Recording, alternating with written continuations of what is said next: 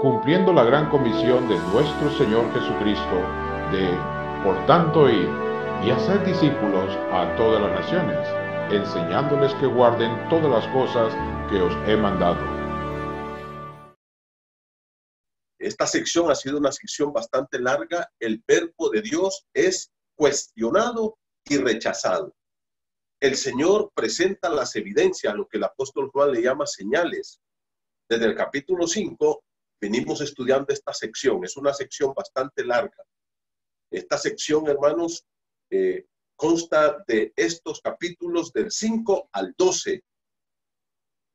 Vimos en el capítulo 5 que el Señor sanó al paralítico ahí en el estanque de Betesda. En el capítulo 6 le dio de comer a más de 5,000 personas. Eran 5,000 hombres, sin contar las mujeres ni los niños. Y en cada una de estas eventos pudimos ver un rechazo total al Señor. Luego, recuerdan ustedes el capítulo 7, aún su familia no creían en Jesús y lo rechazan. Capítulo 8, se presenta el caso de la mujer adúltera, cuando le traen esta mujer y Jesús se presenta como la luz del mundo. Jesús habla al hombre y le dice que solo en él pueden encontrar la verdadera satisfacción de la vida. Capítulo 9, la sanidad del ciego. Este ciego me fascina cómo actúa y cómo él se para firme y ataca y no le da miedo que los líderes lo expulsen o que le rechacen, y al final termina adorando al Señor Jesucristo. Muy diferente del paralítico. Acuérdense que el paralítico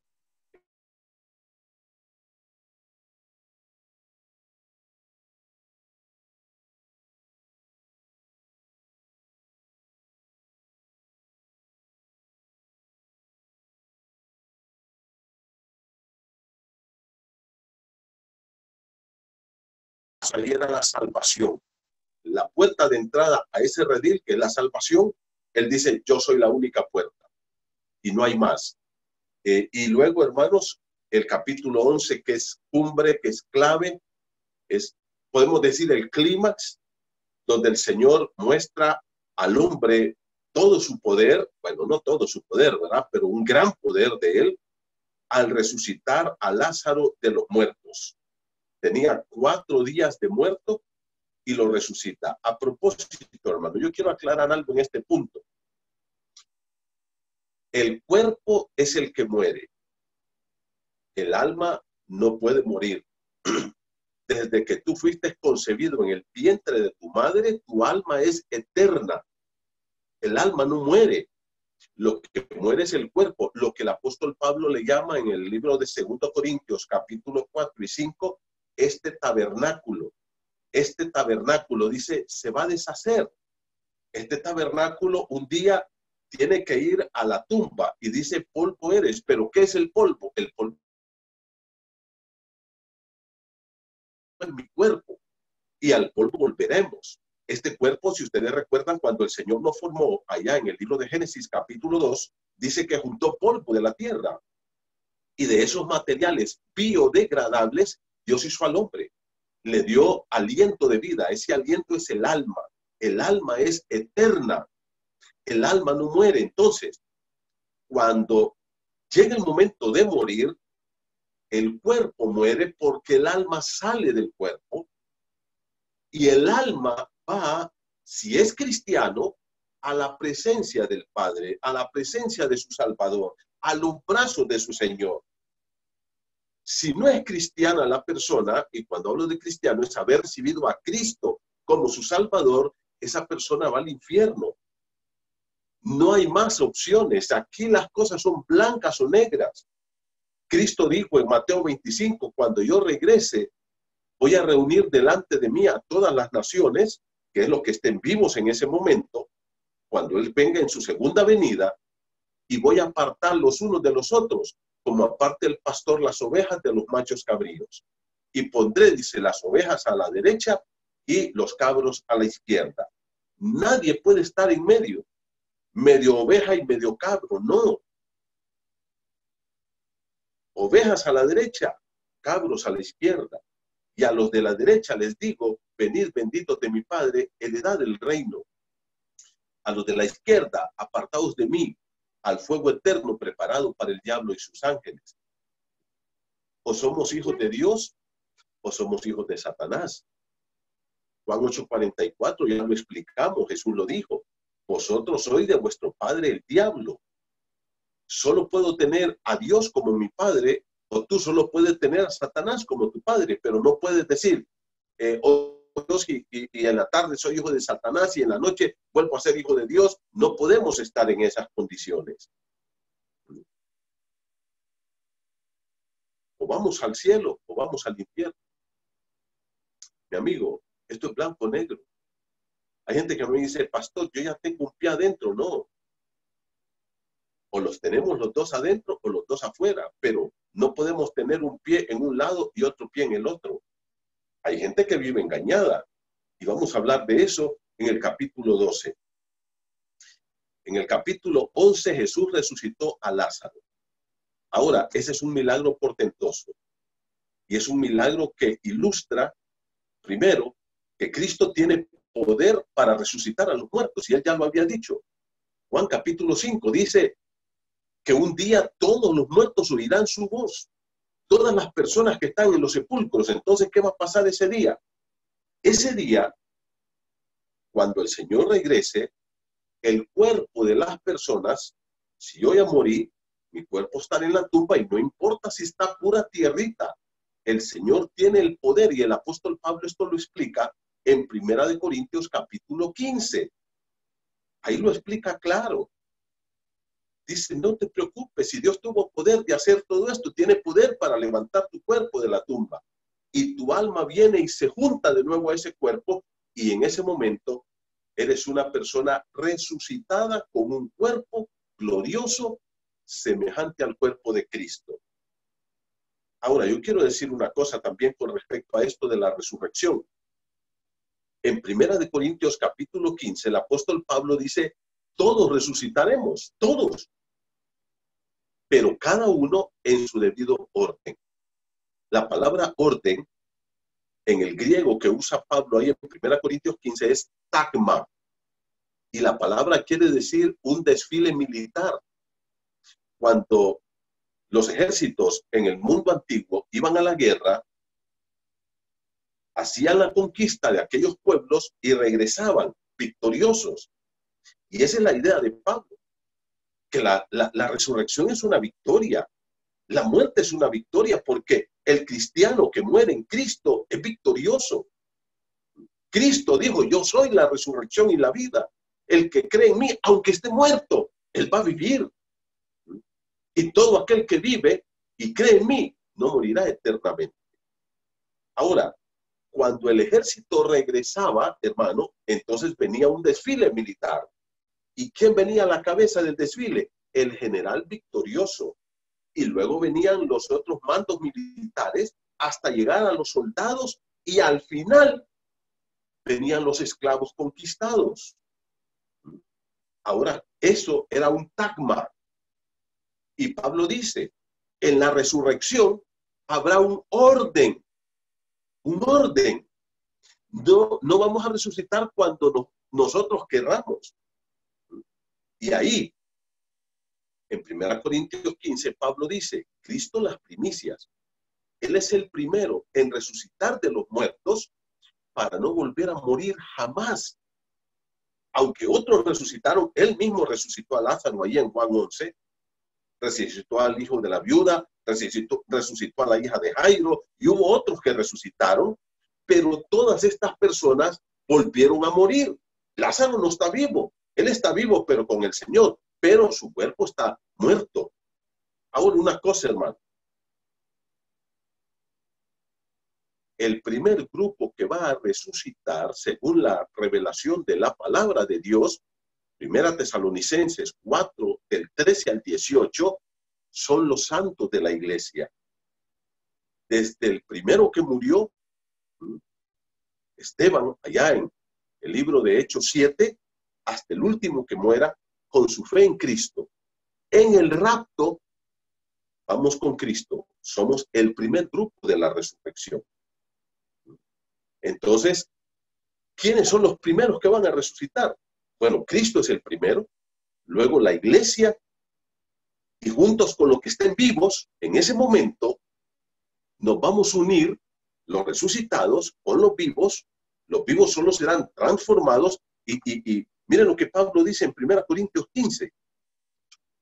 1 Corintios capítulo 15, hermanos. Dice la palabra del Señor así.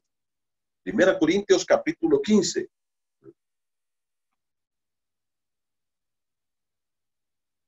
Mira el versículo número 23, 15, 23. Es que esto de la resurrección tiene sus bemoles, como la música, hermano. Tiene sus bemoles y tiene sus sostenidos. Hay que aprenderlo. 1 Corintios 15, 23 dice, pero cada uno, bueno, voy a leer el 22, porque así como en Adán todos mueren, o sea, cuando Adán pecó, nos convertimos en pecadores y todos vamos a morir. Hebreos 10, 27, está establecido para los hombres que mueran una sola vez. Y después de esto, después de la muerte, es el juicio. O sea, si miran ahí, la muerte no termina con el alma del ser humano. Dice, y después de esto, después de la muerte, viene el juicio. Y aquí dice, versículo número 22, 1 Corintios 15, 22. Porque así como en Adán todos mueren, así también en Cristo todos serán vivificados. Cristo lo dijo en Juan 5. Un día todos los que están en los sepulcros oirán mi voz. Absolutamente todos. Y ahora yo quiero que ustedes miren esto, hermanos. Versículo número 23. Pero cada uno en su debido orden. Hay un orden de resurrección. Hay un orden de resurrección. Y luego dice, versículo 23, Cristo las primicias, o sea, el primero en resucitar para no volver a morir jamás, es Cristo. Él es el primero de esta primera resurrección. Y luego, ¿qué dice el Señor? Miren lo que dice el versículo 23. Luego, los que son de Cristo en su venida. Ahora viene otra parte de la resurrección. ¿Y cuál es esta otra parte? Dice en su venida. Primero, hermanos, la primera parte de esta venida de Cristo es el rapto. Y eso está en 1 Tesalonicenses. Vaya conmigo ahora, por favor, a 1 Tesalonicenses y mire lo que dice el capítulo número 4. Dice, versículo número 13, por favor. 1 Tesalonicenses 4:13. Esto va a ocurrir antes de que comiencen los 7 años de la tribulación y de la gran tribulación. Versículo 13. Tampoco queremos, hermanos, que ignoréis acerca de los que duermen. Expliqué que este término, hermanos, es en el argot cristiano un eufemismo. Un eufemismo, hermano, de nuevo lo repito, es una palabra más suave para suplantarla por una palabra muy fuerte. Cristo dijo en Juan capítulo 11, mi amigo Lázaro duerme y voy a despertarlo. Y los discípulos que no entendieron dijeron, Señor, pero si duerme, ahí se va a levantar. Y Jesús les dice, Lázaro ha muerto. ¿Se dan cuenta? Cristo comienza a usar esta palabra como un ejemplo de la muerte. Voy a poner eso, un parangón. Cuando una persona se acuesta a dormir, sabe que va a levantarse al siguiente día o más tarde. Ahora el Señor dice, versículo número 13, tampoco queremos, hermanos, que ignoréis acerca de los que duermen. ¿Quiénes son los que duermen? Los hermanos que ya se murieron. Pablo, una de las iglesias que fundó en su segundo viaje misionero fue la iglesia de Tesalónica, y probablemente 1 Tesalonicenses es quizá la segunda carta que el apóstol Pablo escribe. Esta carta Pablo le escribe cargada de preocupación porque él fundó la iglesia, pero vino una persecución y él tuvo que salir huyendo y se fue y dejó a los hermanos. Dejó 3 misioneros ahí y se fue a Grecia, a Atenas, y ahí se quedó en Atenas esperando que viniera Lucas, Silas y Timoteo. Ellos llegan, y eso ustedes lo pueden leer en Hechos capítulo 17, ellos llegan a Atenas. ¿Se acuerdan de aquel sermón maravilloso al Dios no conocido?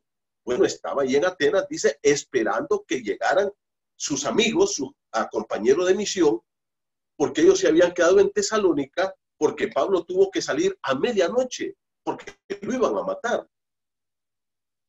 Cuando llegan, dice Pablo, mire, yo estaba tan cargado porque yo estaba pensando, ¿qué va a pasar con estos hermanos en Tesalónica? ¿Qué va a pasar? ¿Será que estos hermanos van a perseverar o van a tirar la toalla? Y Pablo dice, yo me quedé ahí en Atenas y mandé a Timoteo de regreso. Cuando Timoteo vino otra vez a Pablo, entonces Pablo ya estaba en Corinto. Pablo se quedó año y medio en Corinto. Y ahí en Corinto viene Timoteo y le dice, Pablo, estos hermanos están muy bien, están muy animados a pesar de ser nuevos en su fe, pero hay algunos que están llegando ahí con falsas doctrinas. Y una de las falsas doctrinas que están enseñando es que si alguien muere hoy, ya no tiene esperanza. Que la esperanza del cristiano es únicamente cuando está aquí vivo. Pero si se murió, se fue y se perdió. Y Pablo escribe para corregir ese error doctrinal. Y por eso, mira cómo dice el versículo 13.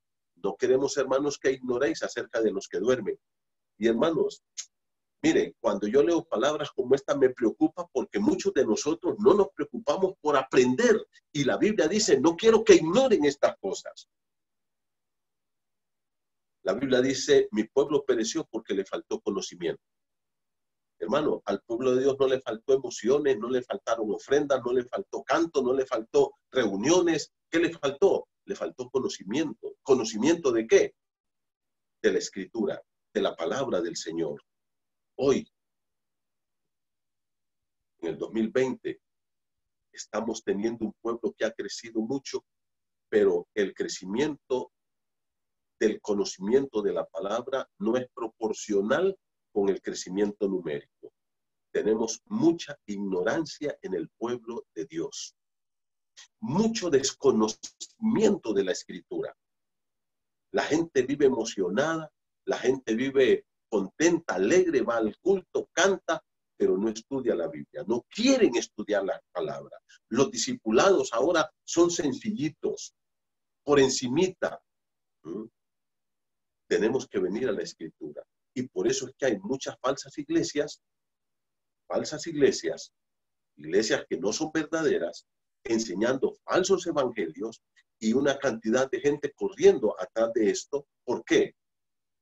Por falta de conocimiento de la Escritura. Por eso Pablo, en 2 Timoteo 4, 1 y 2, le dice a Timoteo, su hijo, quiero que prediques la palabra, que instes a tiempo y fuera de tiempo. Hermano, tenemos que enseñar la Biblia a la gente. Preocúpate por aprender la palabra. Hay gente que me dice, mire, pastor, que yo todo el día escucho música. Hermano, está bien que escuches música, pero eso no te va a ayudar a crecer en tu vida espiritual. Estar viendo televisión, estar viendo el Facebook, el internet y esas tonteras, eso no te va a ayudar a crecer en tu vida espiritual. Yo presiento que Satanás ha creado una serie de entretenimientos ahorita que la gente está enclaustrada en su casa. Ha conectado Netflix, se ha conectado esto y lo otro y perdiendo el tiempo día y noche solo viendo televisión. Solo viendo programas basuras que no edifican, pero no se quiere apartar tiempo para estudiar la Escritura. Hermano, dice, no quiero, hermanos, que ignoréis. Y este tema es muy importante. Y mira cómo dice, tampoco queremos, hermanos, que ignoréis acerca de los que duermen, para que no os entristezcáis como los otros que no tienen esperanza. ¿Se dan cuenta? Dos grupos de personas que mueren. Unos con esperanza y otros sin esperanza. Una pregunta: ¿de cuál de estos dos grupos eres tú? ¿Eres de los que tenemos esperanza de que la muerte puede venir? ¿Cuál es el problema? Si Cristo venció la muerte. Pablo lo dice: el último enemigo que fue derrotado es la muerte. Satanás fue derrotado en la cruz. Cristo fue sepultado, pero al tercer día Él resucita.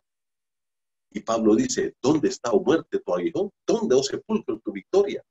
Y aquí, en primera de Corintios capítulo 15, Pablo lo va a decir: sorbida es la muerte en victoria. La muerte es un trago que tenemos que dar como un trago de agua que pasa y la vida sigue, porque vamos a estar con Cristo. Ahora, mira cómo dice: hay gente que muere y muere sin esperanza. No importa lo que le hagan, una vez que la persona murió, murió.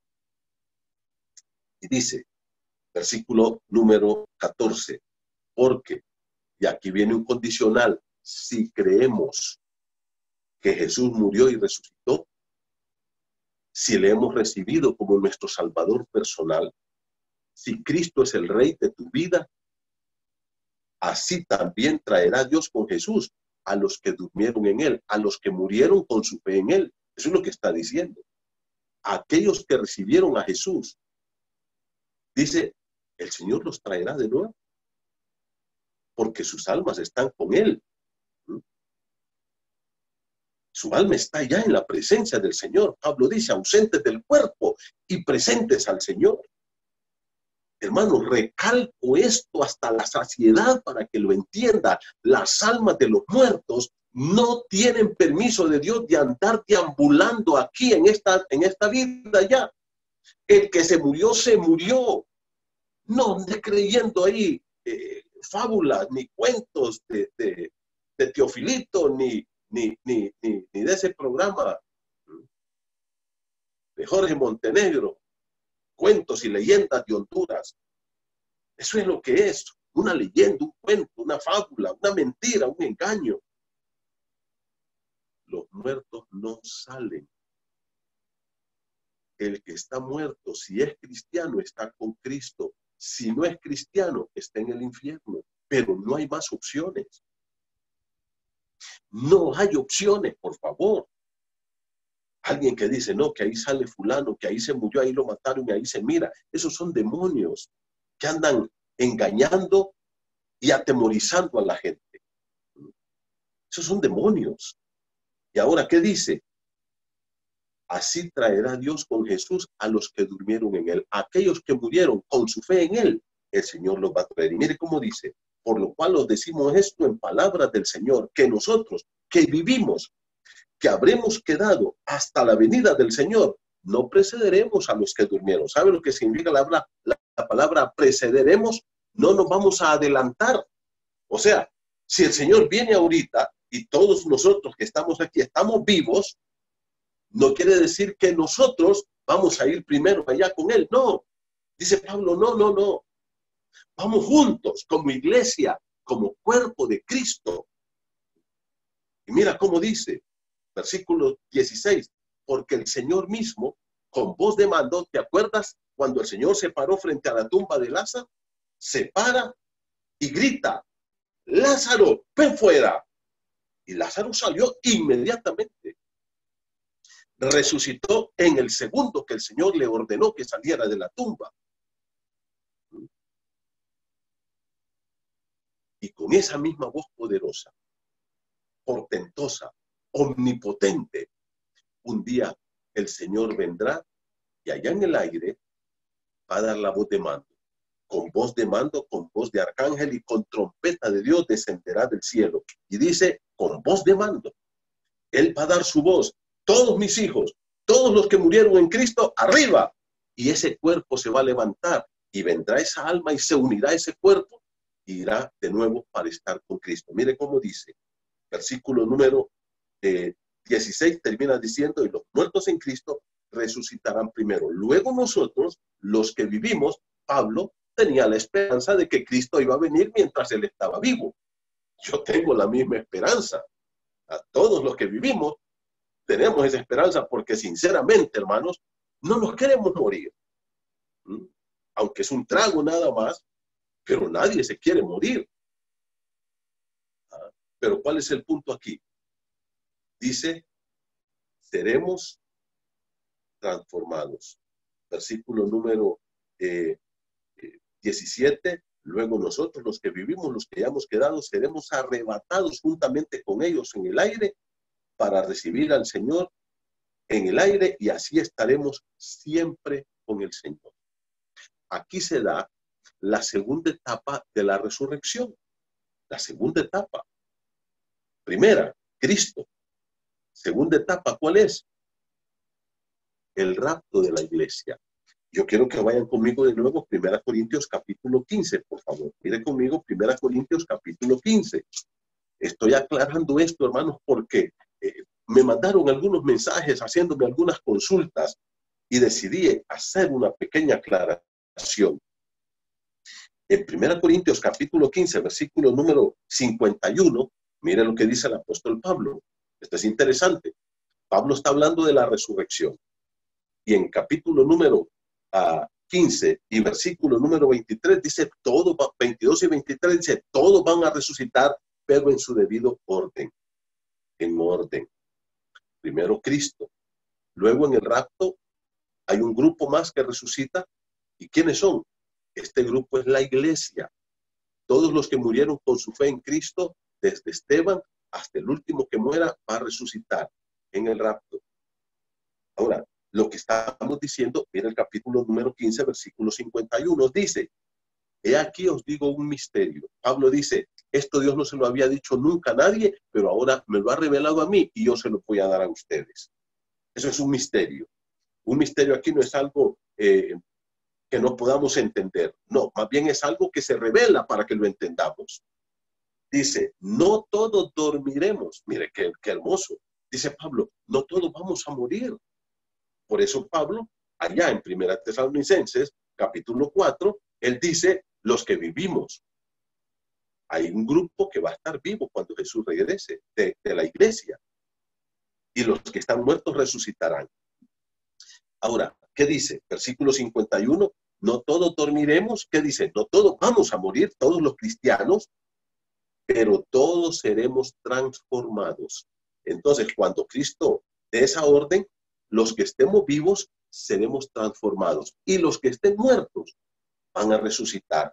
Y los dos, ellos y nosotros, con cuerpos glorificados, como un cuerpo semejante al de Cristo, seremos llevados en las nubes, dice 1 Tesalonicenses 5, para estar con el Señor siempre.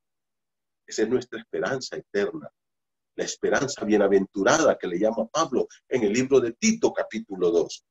La esperanza feliz del cristiano. ¿Ah?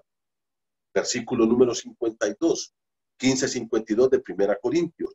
En un momento, en un abrir y cerrar de ojos, a la final trompeta, porque se tocará la trompeta, y los muertos, ¿qué dice? Serán resucitados incorruptibles. ¿Qué quiere decir la palabra incorruptible? Que nunca más van a envejecer, ni van a enfermar, ni van a morir. Y nosotros seremos transformados. Nuestro cuerpo será transformado. Hermano, cuando habla de transformado, habla de la esencia de nuestro cuerpo. ¿Okay? De la esencia. Cuando Cristo resucitó de la tumba, quiero enfatizar algunos eventos. Primero, llegaron las mujeres y miraron quitada la piedra. ¿Se acuerdan? Ahora, ¿por qué la piedra es quitada? La piedra es quitada, mi hermano, no para que Cristo salga del sepulcro. Ya de esto, Cristo no necesita que quiten la piedra. La piedra es quitada para que los que están fuera puedan ver adentro del sepulcro que Cristo no está ahí. Ese es el punto. Cristo no necesita que quiten la piedra. Esa noche, ese domingo que Jesús resucita, los discípulos están encerrados. Y Jesús llega y se entra y se pone en medio de ellos. Puertas cerradas, casa cerrada, nadie puede entrar ni salir, pero Jesús entra porque el cuerpo de la resurrección ya no tiene limitaciones, ni de tiempo, ni de espacio.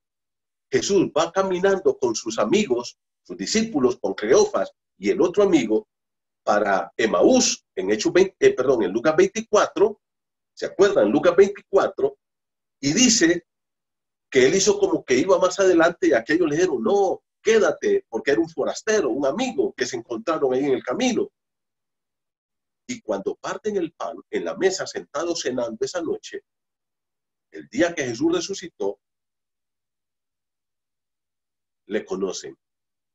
Sus ojos son abiertos, es Jesús, pero desaparece, porque el cuerpo de la resurrección no tiene límites ni de espacio, ni de distancia, ni de tiempo, ni de nada. No necesitas subirte a un avión para ir a San Pedro, o para ir a Guatemala, o para ir a España. Te trasladas automáticamente. Nadie te va a tener que presentar a Pablo, al apóstol Pablo, cuando lleguemos allá, porque vamos a tener un conocimiento perfecto. Y cuando mires a Pablo, le vas a decir, hermano Pablo, sin necesidad de que alguien te diga, o que el Señor Jesús venga y te diga, mira, Manuel, te presento al apóstol Pablo. No, lo voy a ver y voy a saber que es Pablo. Es un conocimiento perfecto. Ahora, hermanos, eso no quiere decir que vamos a ser más guapos. Ser transformado no quiere decir de que mi nariz, esta nariz que Dios me dio, vaya a ser más aguileña y más bonita. No, perdamos la esperanza. Pero ya no vamos a tener esos problemas de autoestima, ni de baja ni alta autoestima. Seremos como Cristo, cuerpo sin pecado, libres de la presencia del pecado, de la enfermedad, de la muerte, del tiempo, del espacio. Un cuerpo semejante al cuerpo del Señor Jesucristo. Y por eso dice aquí, versículo 53, mire, estamos en 1 Corintios 15, 53, porque es necesario que esto corruptible, mi cuerpo es corruptible, ahora me canso más, me enfermo más, que cuando estaba joven, y cada día me acerco más a la muerte, cada día estoy más cerca de la muerte. Eso de cumplir un año más no es cierto, es un año menos, porque estamos menos ya en esta tierra.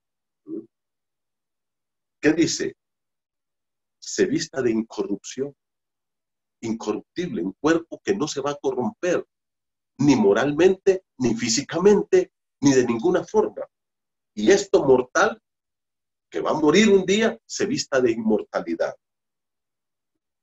Entonces dice el Señor, en mi iglesia no todos van a morir, pero todos seremos transformados. ¿Cuándo va a ocurrir eso? En el rapto, cuando el Señor nos lleve, que cumpla esa promesa bienaventurada que le ha dado a su iglesia. Pero luego, hermanos, viene otro periodo de tiempo de la semana 70 de Daniel, tribulación y gran tribulación, y luego viene Cristo por segunda vez a la tierra. Nosotros salimos para el cielo y estamos allá con el Señor durante todo el tiempo que aquí en la tierra habrá una tribulación espantosa. Eso está en Apocalipsis capítulo 6, 7, 8, 9, 10, todos los juicios de la tribulación, todos los tormentos de la tribulación. Y luego el Señor regresa, ahí sí, por segunda vez a la tierra. Viene a la tierra. Y en ese momento hay una tercera etapa de esta resurrección. ¿Quiénes van a resucitar en ese momento, mis hermanos? En ese momento, cuando Jesús regrese por segunda vez a la tierra, antes de empezar sus 1000 años aquí en esta tierra a reinar, ahí van a resucitar todos los santos del Antiguo Testamento. Y eso, yo quiero que lo mire, está en el libro de Daniel, por favor, vaya conmigo a Daniel, ahí está la promesa para Daniel. Después de que Daniel narra ese tiempo de tribulación y gran tribulación, termina diciendo el Señor en Daniel 12, 12 y 13. Mire conmigo Daniel 12, 12 y 13. Dice, así se cierra la profecía de Daniel. Dice, bienaventurado el que espere y llegue hasta 1335 días. Esto ya es la segunda etapa de la gran tribulación. Versículo número 13. Dice, y tú irás hasta el fin de este tiempo, allá. en la tribulación. Y te levantarás. ¿Ya se dieron cuenta? Va a resucitar Daniel. Aquí está profetizado. Para recibir tu heredad. ¿Cuál es la heredad de los judíos? Es el reino del Mesías. Al final de los días. Entonces, cuando estos días estén terminando, dice el Señor, tú vas a estar muerto, Daniel, pero te vas a levantar. Al final de ese periodo, ahí van a resucitar todos los santos del Antiguo Testamento, mis hermanos. Y van a resucitar junto con los santos del Antiguo Testamento todos los que murieron en el tiempo de tribulación y gran tribulación. Porque en la tribulación, lea Apocalipsis 7, por favor, se va a predicar el Evangelio. Ahí, hermano, va a haber un nacimiento espectacular de personas. Ahí van a ser una cantidad de gente tremenda. Pero esos que nazcan allí en el milenio, aunque Cristo estará reinando, tienen que escuchar el Evangelio y tienen que recibir a Cristo por la fe, como tú y como yo. Y el que rechaza a Cristo, al final va a morir. Y entonces, en ese tiempo de tribulación y gran tribulación, ahí va a morir gente. Va a morir mucha gente. Y muchos van a morir por la persecución que se va a levantar ahí. Ahora, ¿cuál es el punto aquí, mi hermano? Que esa gente está muerta, pero antes del milenio, ahí van a resucitar. Entonces, ahí resucitan dos grupos más de personas. Los santos del Antiguo Testamento y los fieles que recibieron a Cristo en la tribulación y gran tribulación, y el anticristo los mató por la persecución que se dio. Y de ahí solo nos queda un grupo más. ¿Qué grupo nos queda? Los impíos. Y eso está en el libro de Apocalipsis. Vaya conmigo al libro de Apocalipsis, por favor. Y mire lo que enseña la palabra de Dios. Apocalipsis, capítulo 20. Aquí está, claramente. Mire conmigo la palabra del Señor, versículo 11. Esta parte de la Biblia es sumamente triste. Sumamente triste. Apocalipsis 20, 11. Y vi un gran trono blanco, y al que estaba sentado en él, este que está sentado en el trono es Cristo. Dice que Dios le dio toda la autoridad de juzgar al hombre, de delante del cual huyeron la tierra y el cielo, y ningún lugar se encontró para ellos. Y mire cómo dice el verso 12. Y vi a los muertos grandes y pequeños de pie ante Dios. Estos muertos grandes y pequeños, primero dice, ahí están todos. ¿Quiénes son estos muertos, hermanos? Desde Caín hasta el último impío que nunca quiso recibir a Cristo como su Salvador personal. Va a estar en ese juicio. Y cada uno va a ir pasando ante el gran trono blanco del juez Jesús. De ese que hoy es tu Salvador, de ese que hoy te puede salvar, pero que en ese día, si no lo recibes hoy, va a ser tu juez. Y ahora dice, y vi a los muertos grandes y pequeños. ¿Sabes una cosa? Esta última etapa de la resurrección, resucitan todos los impíos juntos. Estos van todos de un solo. Todos resucitan juntos. Salen del infierno. Por eso dice aquí, mira cómo dice, versículo número 12, y vi a los muertos grandes y pequeños de pie ante Dios. Si están de pie, es que ya no están muertos. Están ante Dios porque ya resucitaron. Estaban muertos, vi a los muertos grandes y pequeños, pero ahora están de pie ante Dios. Resucitan con un solo propósito: ser juzgados y ser condenados al lago de fuego. Esto es triste. Gente que tuvo la gran oportunidad de su vida de salvación y rechaza la salvación en Cristo. Versículo número 12 dice, y los libros fueron abiertos.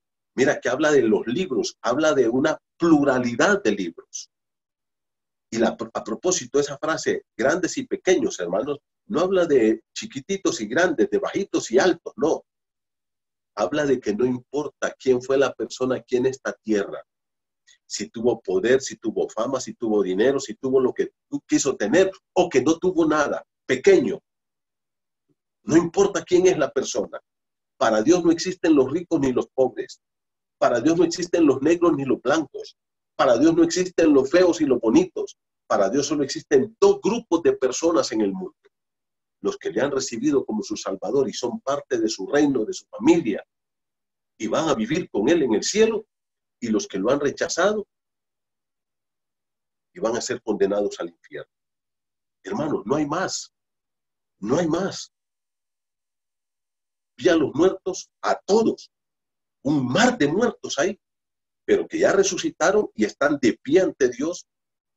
Y ahora, ¿qué dice? Y los libros, Dios tiene una pluralidad de libros ahí, fueron abiertos, y otro libro dentro de todos estos, probablemente, hermanos, miren, personalmente yo creo lo siguiente. Uno, que hay un libro de obras para comprobarle al hombre su maldad. Mentiste en tal fecha, fornicaste en esta fecha, violaste aquí, mataste allá, robaste aquí. Ahí está escrito. Por otro lado, yo creo que hay un segundo libro, hermanos, que es el libro de las oportunidades desaprovechadas. ¿Te acuerdas? 2 de octubre, oíste el evangelio, ahí estaba Manuel Puerto predicando, te invitó y dijiste no, aquí está escrito. ¿Te acuerdas? Aquí está aprobado. Y cada vez que escuchaste el evangelio, ahí va anotada la fecha, el lugar y quién te predicó. Y tu respuesta fue no. Pero hay un tercer libro, el libro de la vida. Dice aquí, versículo número 12, y otro libro fue abierto, el cual es el libro de la vida, y fueron juzgados los muertos por las cosas que estaban escritas en los libros, según sus obras. Y el que no se halló inscrito en el libro de la vida. ¿Qué es el libro de la vida? Es un libro que Dios tiene ahí en el cielo como el registro nacional de las personas. Al recibir a Cristo, tu nombre es escrito en ese libro. Como cuando tú naciste aquí en Honduras y te inscribieron y mira, hay gente que ha nacido en Honduras, ha nacido aquí en esta patria, pero nunca lo inscribieron. No lo inscribieron.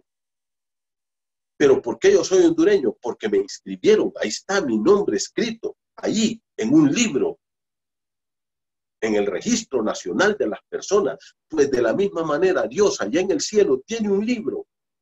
Y dice, y ahí están los nombres. Y el que no tenga su nombre ahí, va a ser lanzado al lago de fuego. A ver, yo quiero que mires detalladamente lo que dice el verso 13. Dice, y el mar entregó los muertos que había en él. ¿Te das cuenta el poder de Dios?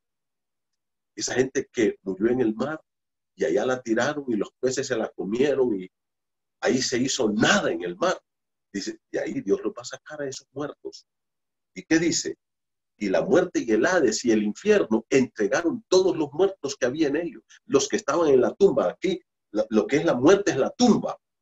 Los que sepultaron y ahí están en sus cuerpos en las tumbas y ahí salieron. Y también todos los del infierno, ahí salieron también. ¿Y qué dice? Y fueron juzgados cada uno según sus obras. Y el que no se halló inscrito en el libro de la vida fue lanzado al lago de fuego. Entonces, dice la Biblia, todos vamos a resucitar, pero cada uno en su debido orden. La resurrección es recibir vida después de que morimos. Eso es la resurrección. Y todo mundo, mi amigo, por favor, grábate esto en la mente. Un día tú vas a resucitar. Yo voy a resucitar porque lo que muere es este cuerpo. El cuerpo es lo que muere. El alma es eterna. Cuando una persona muere, hay una separación entre el cuerpo y el alma. Y el alma sale, y Pablo lo dice, ausente del cuerpo. Y por eso Pablo dice en 2 Corintios 5, este tabernáculo es el cuerpo. ¿Y qué dice la Escritura? Un día mi alma volará y nos vamos, como dice el Salmo 90, escrito por Moisés. porque pronto pasan estos años de esta tierra y volamos, dice. No dice y desaparecemos, no, volamos, porque vamos allá con el Señor. Claro, Moisés era un gran hombre piadoso, un hombre de Dios. Y cuando sea la resurrección, la Biblia dice, hay orden. Uno, primero, Cristo, es el primero de la resurrección. Segundo grupo es en el rapto de la iglesia, todos los santos de la iglesia. La iglesia, acuérdense que nace en Hechos 2, de Hechos 2 para acá, más o menos año, ¿qué? Algunos dicen 26, 27 o 30 después de Cristo. Ahí nace la iglesia. Y todos los que recibieron a Cristo en este periodo llamado iglesia, va a ser el segundo grupo que va a resucitar. Los que estén muertos, que hayan recibido a Cristo en ese tiempo, cuando Cristo lleve su iglesia al cielo, resucitarán. El tercer grupo, ¿cuál va a ser? Va a ser antes del milenio. Cristo viene por segunda vez a la tierra y va a establecer su reino de 1000 años aquí en esta tierra. Va a estar reinando en Jerusalén, allí en el templo. Él va a regresar. Y ese día, cuando Él regrese, antes de empezar el milenio, después de la tribulación y la gran tribulación, ahí hay una tercera etapa de esta resurrección. ¿Cuál es la tercera etapa? Todos los santos del Antiguo Testamento y los que murieron, que recibieron a Cristo en el tiempo de la tribulación y gran tribulación. En esos 7 años, ahí se va a predicar el Evangelio. Ahí está el libro de Apocalipsis 7. Y luego, ¿qué dice? Ahí van a resucitar ellos. 2 grupos más. El que no resucite ahí, ya no lo busquen, por favor. Porque el último grupo que va a resucitar son los impíos. Al final del milenio, todos los impíos estarán muertos y el Señor los va a resucitar. Tristemente, los va a resucitar para que vayan al juicio del gran trono blanco y de ahí serán condenados eternamente al lago de fuego. Mi amigo, yo te hago una pregunta a ti hoy. ¿En cuál de estos grupos quieres resucitar tú? ¿Quieres irte hasta el final para enfrentar el juicio del gran trono blanco? ¿Para ser condenado eternamente al lago de fuego? ¿O quieres resucitar con los santos de la iglesia que vamos triunfantes para vivir con el Señor? Yo te invito para que tú recibas a Cristo. La resurrección es gloriosa. Lo que Cristo te ofrece es maravilloso. Él resucitó a Lázaro para demostrar 2 cosas muy importantes. Uno, que Él tiene el poder para resucitar los muertos, que hay que confiar en Él. Y segundo, para demostrarle al hombre que Él necesita nacer de nuevo. Lázaro estaba podrido allí en la tumba. Y eso también ilustra la moral del hombre. El hombre sin Cristo está muerto en pecados, contaminado completamente. Dice el profeta Isaías en el capítulo 1, versículo 6, desde la coronilla de la cabeza hasta la planta del pie, en el hombre no hay cosa sana, sino herida, hinchazón y podrida llaga, y no están vendadas ni suavizadas con aceite, no están curadas. Y esto no habla físicamente, habla moral y espiritualmente. Podridos. Estás muerto, mi amigo. Tú no eres una buena persona que de vez en cuando hace cositas malas. Eres un pecador que ha ofendido a Dios y necesitas arrepentimiento y que Cristo perdone tus pecados y recibir a Cristo como tu Salvador personal. Cuando Cristo saca a Lázaro de la tumba, apestaba, dice la hermana, yede, Señor, pero Cristo lo sacó de ahí, porque ese es un milagro de milagros. Que yo hoy sea salvo y que tenga la vida eterna, la seguridad de salvación y de que voy a vivir con Dios en el cielo, lo que Pablo le llama, o la Biblia le llama en Tito 2, la esperanza bienaventurada, feliz. Es un milagro de Dios. Y Dios quiere hacer ese milagro en tu vida, mi amigo. Yo te invito para que hoy le entregues tu corazón a Cristo. Que no tengas que ir al juicio del gran trono blanco, que no tengas que ir al infierno. Cristo vino para perdonar tus pecados y para darte vida eterna. Si tú quieres recibir a Cristo, yo te invito a que reconozcas que eres un pecador, que no le puedes pagar a Dios para que Él te lleve al cielo, pero que Cristo ya pagó por ti en la cruz. Él murió, fue sepultado y resucitó y vive hoy. Y solamente a través de Cristo puedes entrar en el redil de las ovejas. Puedes tener perdón, salvación y vida eterna. Si tú le recibes como tu Salvador, Él perdonará todos tus pecados y te dará la vida eterna. Es un acto de fe. La salvación es un acto de fe. Es creer y recibir a Cristo. Poner en Él toda tu confianza para la vida eterna. Si tú lo quieres hacer, yo te invito a orar conmigo en este momento. Solamente te voy a ayudar. La decisión es tuya. Por eso, si vas a hacer esta oración, tienes que hacerla con sinceridad desde lo más profundo de tu corazón. Tienes que hacerla con toda tu fe, creyendo que solo Cristo te puede salvar. Y tienes que hacerla con lo más profundo de tu corazón y confesándolo con tu boca. Si tú quieres hacerlo, repite esta oración conmigo. Querido Dios, en esta noche te doy gracias por oír el Evangelio.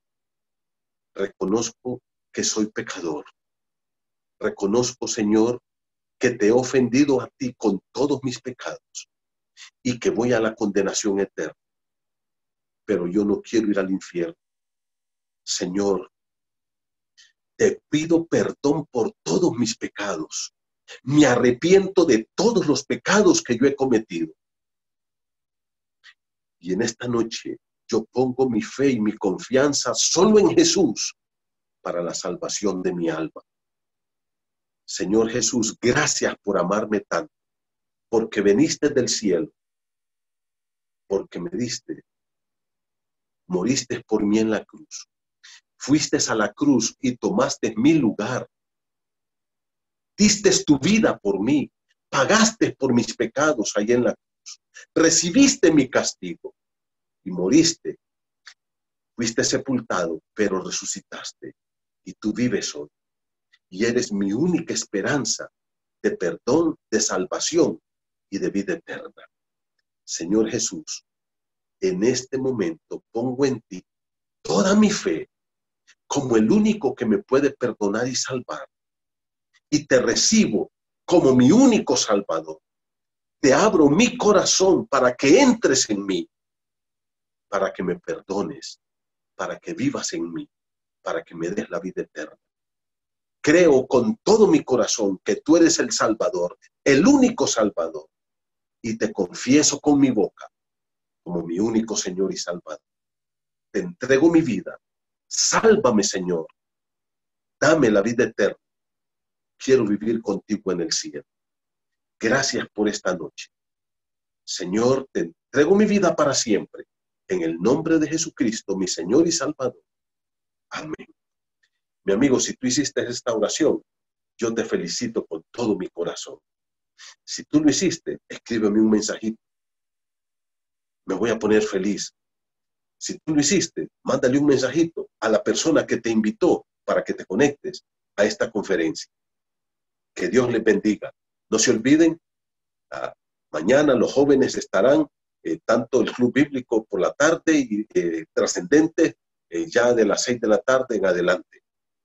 Quiero motivarles para que participen todos los jóvenes de nuestra iglesia, y si tú no eres de la iglesia, participa también. También te invito para el domingo a las 9 de la mañana, vamos a comenzar escuela dominical, y a las 10:30 nuestra reunión general. Será un placer tenerte con nosotros. Te envío un gran abrazo. Dios te bendiga.